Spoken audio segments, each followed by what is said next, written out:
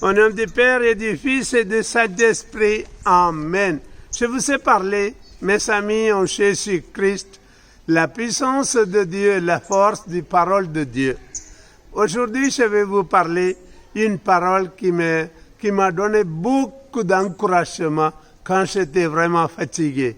Alors, c'est une parole qui est dans le chapitre 40, Isaïe 40, 28 et 29.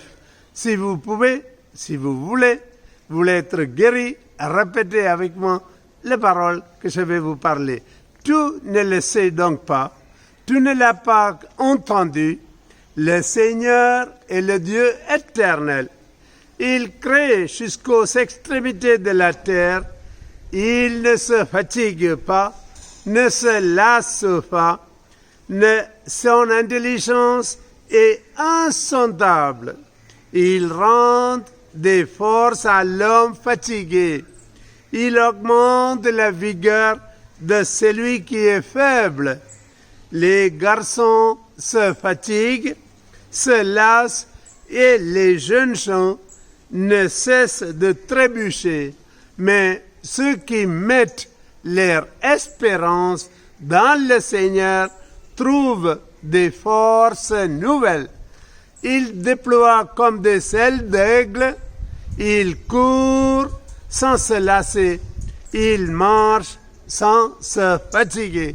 Alléluia, alléluia, alléluia. Je vous donne une autre parole qui est dans le psaume 32, 4. Oui, elle est droite la parole du Seigneur, il est fidèle que tout ce qu'il fait. Alléluia. Répétez avec moi, la parole de Dieu, elle est droite, elle est juste, elle est éternelle, elle est vivante. Merci Seigneur, merci Jésus, merci Seigneur, gloire et louange à toi Jésus, gloire à toi Seigneur Jésus. Alléluia, alléluia. Dans le chapitre Romains 9, 6, il dit, cela ne veut pas dire que la parole de Dieu a été mise en échec. La parole de Dieu n'est jamais à l'échec. Alléluia. Répétez la parole de Dieu. Romains 9, 6, Isaïe 40, 28, 29.